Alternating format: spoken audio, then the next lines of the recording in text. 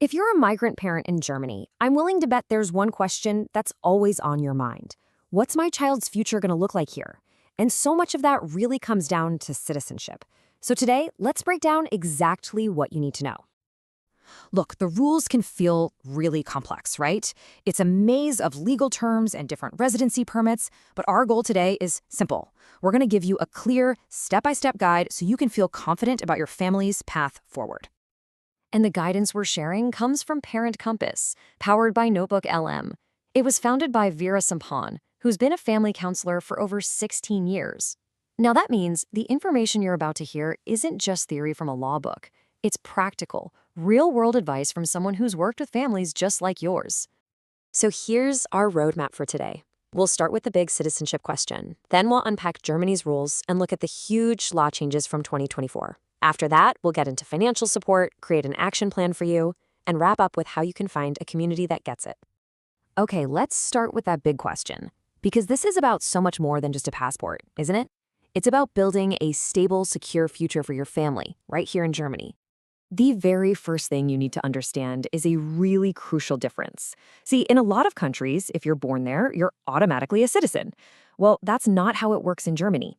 A child's nationality is not determined by where they were born. So what does it depend on? And that leads us straight to Germany's core citizenship rule. The key to understanding everything lies in this one principle called jus sanguinis. I know, jus sanguinis sounds complicated, but it's just Latin for right of blood. All it means is that citizenship is inherited. It follows the parent's nationality, not the child's birthplace. This is the single most important rule to get your head around. So let's see what that looks like in the real world. There are basically two main ways your child can become a German citizen automatically. First, if at least one parent is a German citizen. Simple as that. The second path is if one parent has lived in Germany for 8 years and holds a permanent residence permit. If neither of those things are true for you, then your child will not be automatically German.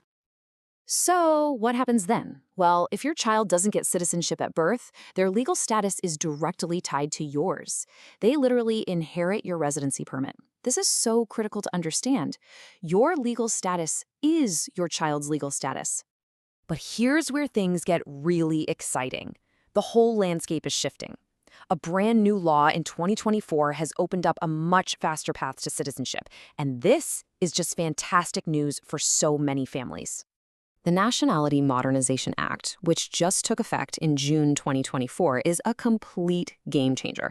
The old waiting period to apply for citizenship was 8 years. Now, it's been slashed down to 5. And get this, if you're well integrated, maybe with great German language skills, you could be eligible in just 3 years. And honestly, this might be the biggest change of all. For the first time, dual nationality is allowed for non-EU citizens. Before, you had to make a really tough choice and give up your original citizenship. Now, children born here can keep both passports. This lets them stay connected to both their German identity and their family's heritage. It's truly a historic step forward. Okay, so beyond citizenship, it is absolutely vital to know about the support systems that are here for you.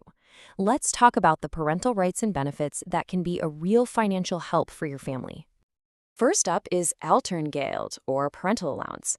It's financial support for parents who take time off work to be with their newborn, and it can go up to 1,800 euros a month. I mean, that is a huge help for new parents.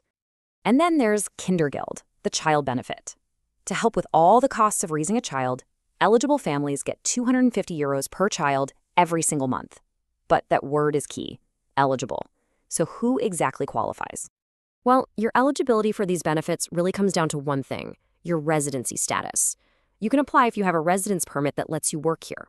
But if you're an asylum seeker or you don't have a secure legal status, you're unfortunately not eligible for this support. Okay, so we've covered a lot of ground. What should you actually do with all this info? Let's get practical and put together your action plan. These are the concrete steps you can take right now. Here's your checklist. Step 1, and this is the absolute first thing you should do: check your and your partner's residence permits. Everything else depends on this. If you aren't married, make sure you register paternity early. Then, as soon as your baby is born, apply for Elterngeld and Kindergeld. And finally, if Germany is your long-term home, start looking into the naturalization process. Trying to navigate all of this can feel so overwhelming, I know. And that's why this final section is so important. Finding your community. Please remember, you are not alone on this journey. And this quote from Vera Sompon, the founder of ParentCompass, just says it all. Legal information is crucial, of course it is, but it's not enough. Families need real guidance and the kind of clarity that only comes from shared experience.